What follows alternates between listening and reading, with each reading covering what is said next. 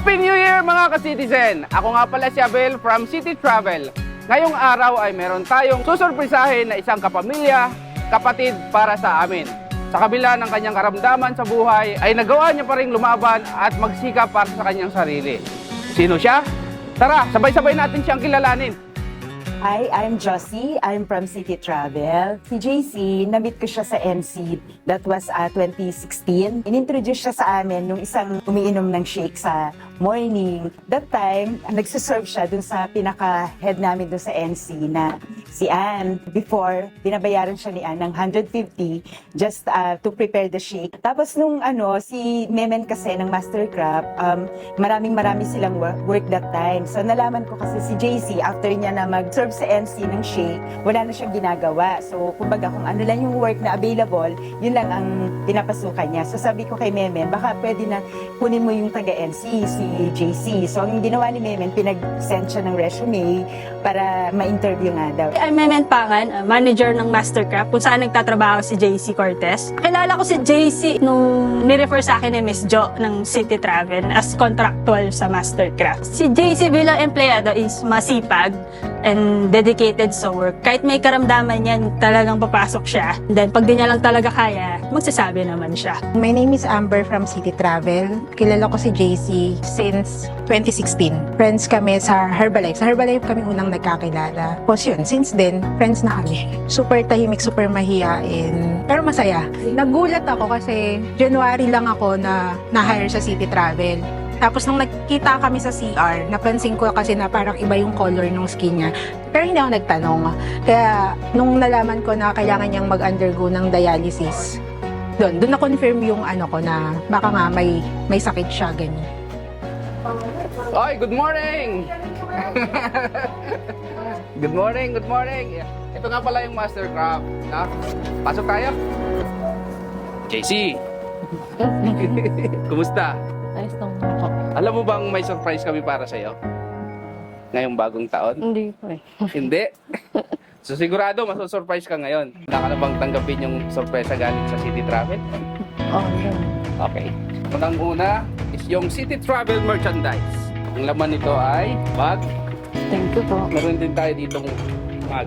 Siyempre, hindi mawawala yung pabigas ni City Travel. Thank you po. Siyempre, hindi lang yun yung surprise namin para sa'yo. Meron pang worth 10,000 pesos of cash. Thank you po. Hati tayo, ha? Palangkakan! Thank you po. Siyempre, hindi dyan matatapos yung pasurprise ni City Travel. Ang worth 10,000 pesos of medical assistance. Thank you po. Ang kapit. Thank you po sa inyong lahat po. Thank you po sa lahat ng tulong. Malaking tulong po to para sa gamot ko po. Sa lahat po. Thank you po. Kasi Jaisal, na partner ni JC, ako yung nakakasama niya tuwing nagpupunta kami ng OSMAC para magpa-check up siya. One time na need na namin siyang dalhin kasi parang iba na yung pakaramdam niya. So pumunta kami ng OSMAC and then nagulat kami, inadmit siya kasi need na niya i-dialysis. Need niya nang lagyan ng access para ma-dialysis siya. So noong una, ayaw niya talaga.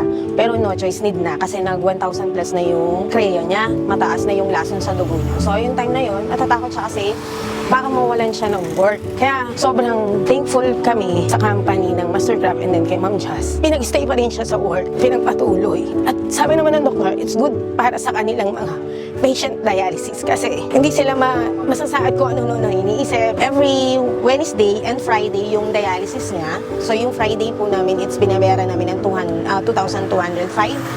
And then yun, nagtsatsaga siya dun sa may libre na may time na anong oras na, pumipila pa talaga siya. Minsan late na siya nauwi. Yun, dati nasasamahan ko siya. Ngayon, hindi ko siya nasasamahan na sa dialysis niya kasi nga dahil sa work ko. Hindi na ako makapag half day or makapag undertime. Yun, siya, nag-undertime siya. Buti, thank you talaga kay Ma'am Jess na kasi inallowed siyang mag-undertime tuwing dialysis session niya kasi need niya talaga. Then, nandito lang kami as Mastercraft and as her manager na susuporta sa kanya. JC bilang office mate, okay yan, masipag. Nakakabilib lang talaga siya kasi isipin mo meron na siyang nararamdaman na ganyan. Pero laban pa rin siya. JC, maganda, malakas ka pa, pagaling ka pa. Marami pa tayong ipiprint. Nakikita ko po na masyado siyang masipag, delikado, at hindi po siya basta sumusuko. Sa mga tao po na may parehas ng kalagayan JC, huwag po kayong susuko sa buhay. Lagi kasama ako ni JC. Pagpapasok, sa pag-uwi, lagi ko siyang natin service.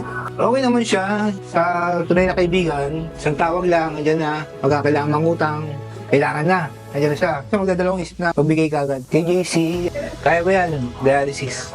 Laban lang. Bago po ako pumasok sa Mastercraft, nagtitinda muna po ako ng mga fishball. Tsaka nagpa-part-time po ako maglinis ng condo. Napunta po ako sa Mastercraft dahil po nakilala ko po si Tita Jo sa Nutrition Club sa NC. Tapos papasok po ako sa kanya doon. Start po nung January this year kasi po mataas po ng sobra yung creatinine ko. Noong una po, nahihirapan po talaga ako mag-manage kasi lalo na doon sa oras kasi yung trabaho ko po ay 8:30 to 5:30. Ang dialysis ko po kasi is 3 p.m. umalis na po ako hanggang 8 p.m. na po ako doon sa dialysis center. Laban lang po sa buhay. Kung naririnig ko na may makakagaya ko po, parang nawawalan sila ng pag-asa. Parang gando na lang sila. Sa City Travel na thank you sa pagpili kay JC para tulungan siya. Kasi sobrang malaking tulong yon para sa amin, lalo na rin sa kanya. Kasi kung ano man yung ano na yan, sobrang big help para sa amin. Thank you! Isa na namang kapamilya ang napasaya ni City Travel. Ikaw, may kilala ka bang deserving na pwede naming itampok sa aming next episode? Share this video! I-comment mo na rin kung bakit sila ang deserving.